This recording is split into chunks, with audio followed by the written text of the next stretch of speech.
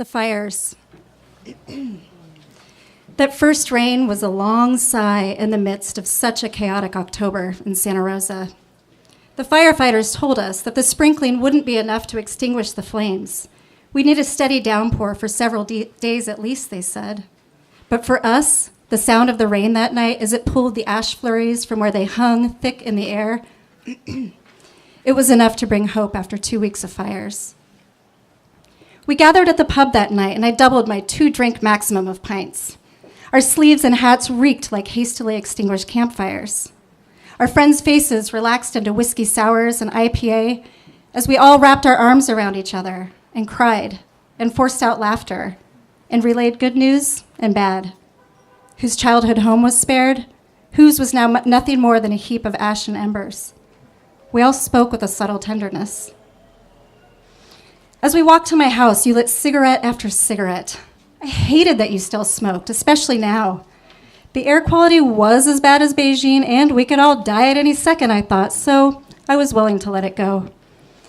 I hadn't slept well in weeks, and a loneliness had pressed into me as I lied awake those nights, listening to sirens and gusts of wind and emergency text alerts, and those electrical transformers exploding like fireworks all over town.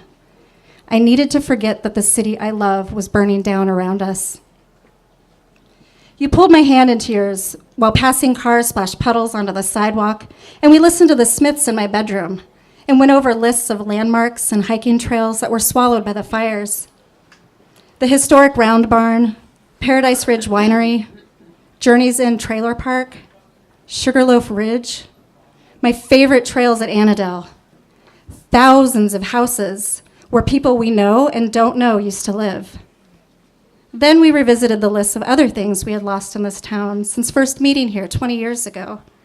Jobs and apartments, lovers and friends, my old hatchback Honda Accord with that PBR sticker on the roof, and that skateboard you used to ride to my house after your night shifts at the cafe. So much gone now. Our conversation was a eulogy. I worried about my beer breath as you moved close to me, but you took my face into your hands and kissed me anyway. 20 years since our first kiss and short-lived romance. We smelled like different beer and different smoke in the 90s. And then we'd only see each other sporadically, and usually at funerals, for the next 2 decades.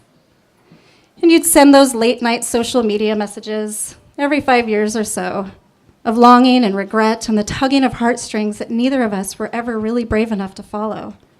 And then there you were again, with the fires. We tossed around in my bed that night, the rain tapping at my window, both of us more than tipsy, warm with the sense that the world could end or be reborn anew at any moment. I always told myself that the timing was never right for us, but that we loved each other anyway. I always told myself that we were star-crossed lovers, foul-weather friends. But maybe it was something else entirely. Maybe I'll understand it after the homes are rebuilt and the oaks in Manzanita grow back. Maybe I'll never understand it, and that's all right, too. You woke early to head home 50 miles away the next morning.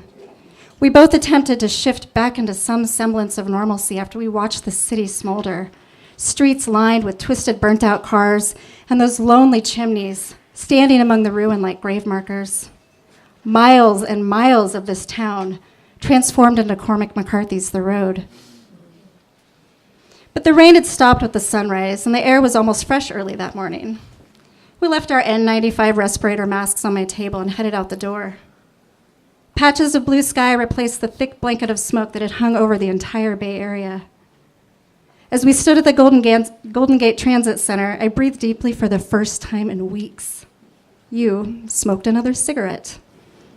And then I watched you leave again as a long line of fire trucks followed your bus to the freeway.